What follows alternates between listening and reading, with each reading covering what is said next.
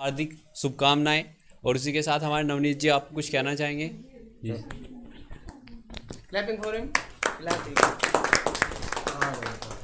भारत के लोग स्वतंत्र हुए। स्वतंत्र होने के बाद हमने एक गणतंत्र बनाया, एक संविधान बनाया जो समता, बंधुता, न्याय और सब पर आधारित था। यानी आज़ादी से पहले जो क्रांतिकारी जिन्होंने हंसते हंसते इस देश की आज़ादी के लिए अपने प्राणों का बलिदान कर दिया, और आज़ादी के बाद वे क्रांतिकारी, वे योद्धा, वे सेनानी जो सीमाओं पर आज भी हमारे देश की रक्षा करते हैं, मैं उन्हें माखनलाल चतुर्वेदी की 4 पंक्तियों से नमन करना चाहता हूं। उन्होंने 4-4, 6-6 पंक्तियों में शौर्य के महाकाव्य लिखे। उन्होंने लिखा, हम सब इस राष्ट्र में, राष्ट्र के बागीचे में, राष्ट्र के चमन में एक पुष्प की तरीके से हैं। तो माखनलाल चतुर्वेदी जी ने लिखा एक पुष्प की अभिलाषा, यानी एक फूल क्या चाह सकता है। उन्होंने लिखा कि चाहा नहीं मैं सुरबाला के गहनों में गूथा जाऊं, चाहा नहीं प्रेमी माला में बिंध प्यारी को ललचाऊं, चाहा नहीं सम्राटों के सौ पर हे हरि डाला जाऊं, चाहा नहीं देवों के सिर चढ़ूं भाग्य पर इठलाऊं। और अगली 2 पंक्तियां, आपकी तालियां, आपका जुनून इस देश के शहीदों को नमन करे कि चाहा नहीं मैं सुरबाला के गहनों में गूथा जाऊं, चाहा नहीं प्रेमी माला में बिंध प्यारी को ललचाऊं, चाहा नहीं सम्राटों के सौ पर हे हरि डाला जाऊं, चाहा नहीं देवों के सिर चढ़ूं भाग्य पर इठलाऊं। मुझे तोड़ लेना बनमाली, इस पथ पर देना तुम फेंक, मातृभूमि को शीश चढ़ाने जिस पथ जाए वीर अनेक। मातृभूमि को शीश चढ़ाने जिस पथ जाए वीर अनेक। मैं विद्यार्थियों से, छात्रों से कहना चाहता हूं, देशभक्ति होती क्या है। एक कवि माखनलाल चतुर्वेदी के बाद राम नरेश त्रिपाठी, आपने कक्षा 10 में पढ़े होंगे, उन्होंने देश के लिए लिखा, बहुत लिखा। तो एक बार वो जंगल से जा रहे थे, तो वहां पर उन्होंने देखा कि एक वृक्ष में आग लगी थी, उसके पूरे वृक्ष में आग लगी थी, लेकिन पक्षी जब भी बैठे थे वो उड़ नहीं रहे थे, जलने के लिए तैयार थे लेकिन उड़ नहीं रहे थे। तो उन्होंने पूछा पंक्तियों के माध्यम से कि आग लगी इस वृक्ष में जलते इसके पात, आग लगी इस वृक्ष में जलते इसके पात, तुम क्यों जलते पक्षियों जब पंख तुम्हारे पास। आग लगी इस वृक्ष में, तो जो जवाब पक्षियों ने दिया उसका नाम देशभक्ति होता है। आजकल की युवा पीढ़ी कहीं पश्चिम की संस्कृति में यदि लुप्त हो जाए, तो भारतीय संस्कृति को हम जीवित करते हुए इन पंक्तियों के माध्यम से अपने विद्यार्थियों को संदेश देना चाहता हूं। उन्होंने कहा, पक्षियों ने जो जवाब दिया वो देशभक्ति है। माखनलाल चतुर्वेदी जी ने पूछा कि आग लगी इस वृक्ष में जलते इसके पात, तुम क्यों जलते पक्षियों जब पंख तुम्हारे पास। तो पक्षियों का जवाब सुनना कि फल खाए इस वृक्ष के, गंदे कीन्हे इसके पात, यही हमारा धर्म है, जलेंगे हम भी इसी के साथ।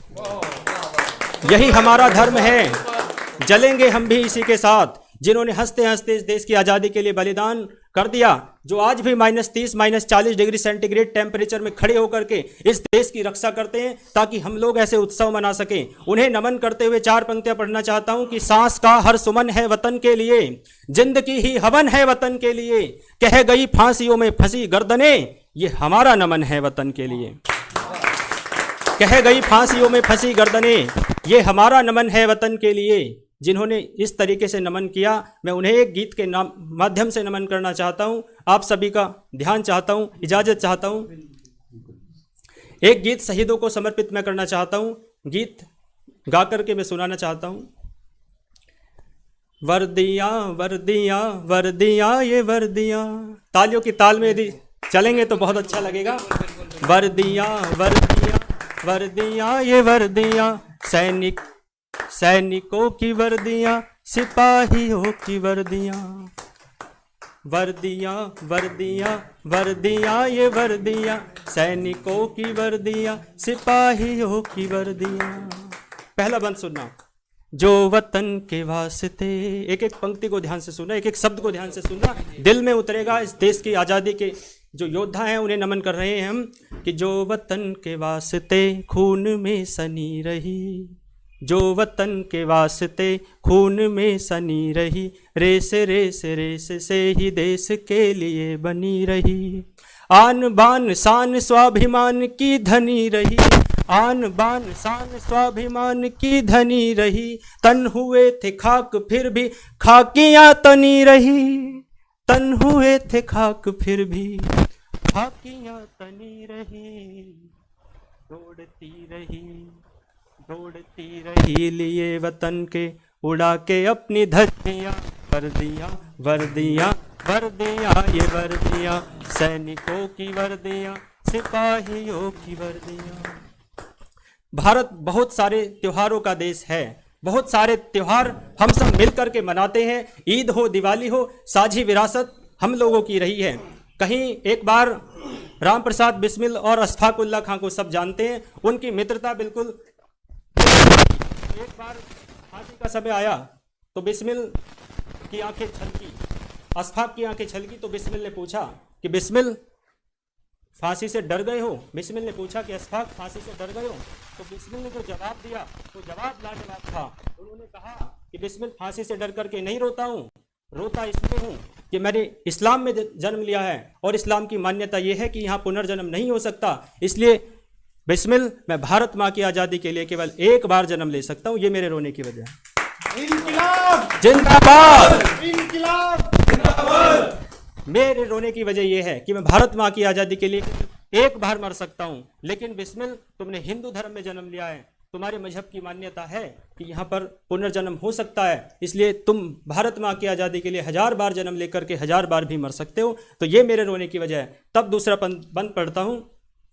किस तरीके से त्यौहार मनाते हैं वो लोग कि जल गए चिराग से, सीमाओं पर जो सैनिक खड़े हैं उनके लिए पढ़ता हूँ कि जल गए चिराग से, उड़ गए गुलाल से, होलियाँ दिवालियाँ मनाई किस कमाल से। खुद जल जाते हैं। जल गए चिराग से, उड़ गए गुलाल से, होलियाँ दिवालियाँ मनाई किस कमाल से। गोलियों की बारिशों में तन गए जो ढाल से, बर्फ में डटे रहे जो खून के उबाल से, बर्फ में डटे रहे जो खून के उबाल से। इनके लिए गर्मियाँ क्या, इनके लिए सर्दियाँ, वर्दियाँ वर्दियाँ वर्दियाँ ये वर्दियाँ, सैनिकों की वर्दियाँ, सिपाहियों की वर्दियाँ।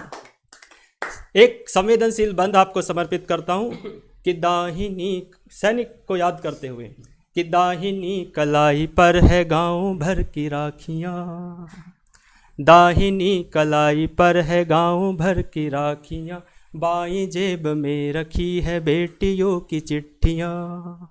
बाईं जेब में क्यों रखी है? क्योंकि हृदय के पास है। जेब में कहीं और भी रखी जा सकती है, लेकिन बाईं जेब हृदय के पास है, तो बेटियों की चिट्ठियाँ हृदय के पास ही रखी जाएंगी। तब सुनना कि दाहिनी कलाई पर है गांव भर की राखियाँ, बाईं जेब में रखी है बेटियों की चिट्ठियाँ। ओढ़ कर तिरंग जा रही है देशभक्तियाँ, ओढ़ कर तिरंग जा रही है देशभक्तियाँ, कोई क्या मिटाएगा शहादतों की हस्तियाँ, कोई क्या मिटाएगा शहादतों की हस्तियाँ। सैनिक शहीद हो जाता है तो तब उसकी आत्मा क्या कहती है? अब कभी लगाएंगे न छुट्टियों की अर्जियाँ, वर्दियाँ वर्दियाँ वर्दियाँ ये वर्दियाँ, सैनिकों की वर्दियाँ, सिपाहियों की वर्दियाँ। और इसका एक बंद मैंने रात ही बैठ के लिखा है, बिल्कुल नया है, इसलिए देख करके पढ़ूंगा कि जो स्वयं के लिए एक पल जिया नहीं, जो स्वयं के लिए एक पल जिया नहीं, प्यार देश के सिवा किसी से किया नहीं, जो स्वयं के लिए एक पल जिया नहीं, प्यार देश के सिवा किसी से किया नहीं। विष बलिदान का किसी ने ऐसा पिया नहीं, विष बलिदान का किसी ने ऐसा पिया नहीं, मिट गया किंतु देश से कुछ भी लिया नहीं, मिट गया किंतु देश से कुछ भी लिया नहीं।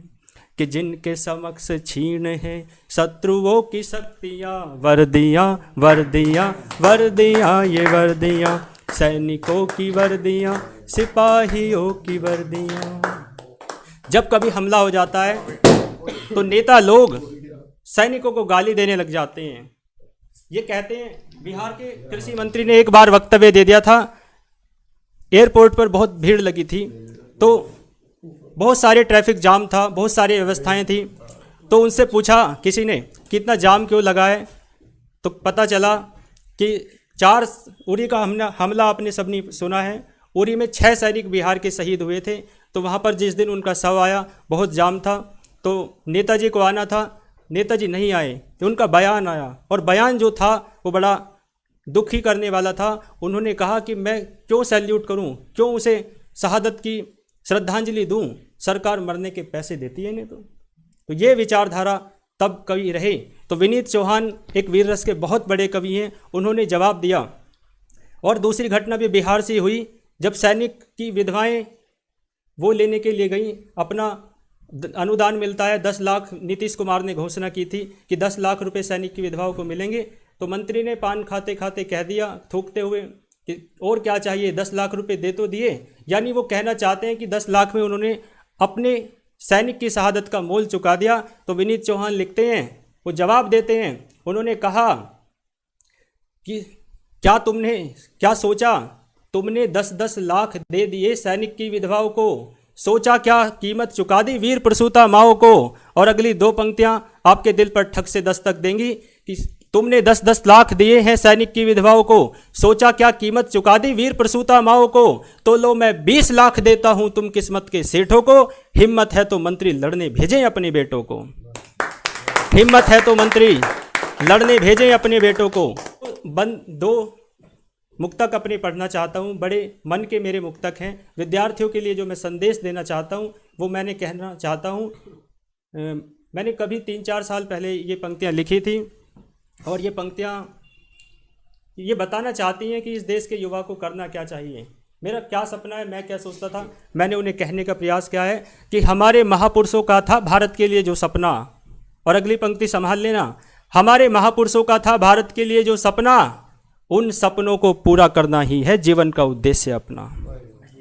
उन सपनों को पूरा करना ही है जीवन का उद्देश्य अपना। और अगली 2 पंक्तियां समापन की करता हूं और अपनी वाणी को विराम दूंगा, लेकिन 2 पंक्तियां आपके दिल में ठक से दस्तक दे जाएं तो जीवन में इस देश के लिए बड़े काम करना, अपने कैरियर की ऊंचाइयों को छूना। तब कहता हूं कि हमारे महापुरुषों का था भारत के लिए जो सपना, उन सपनों को पूरा करना ही है जीवन का उद्देश्य अपना। गूंजे गगन में जय जयकार भारत माँ का, कुछ ऐसा काम है कर जाना, हमें भारत के लिए जीना है, भारत के लिए है मर जाना। बहुत बहुत धन्यवाद, आभार।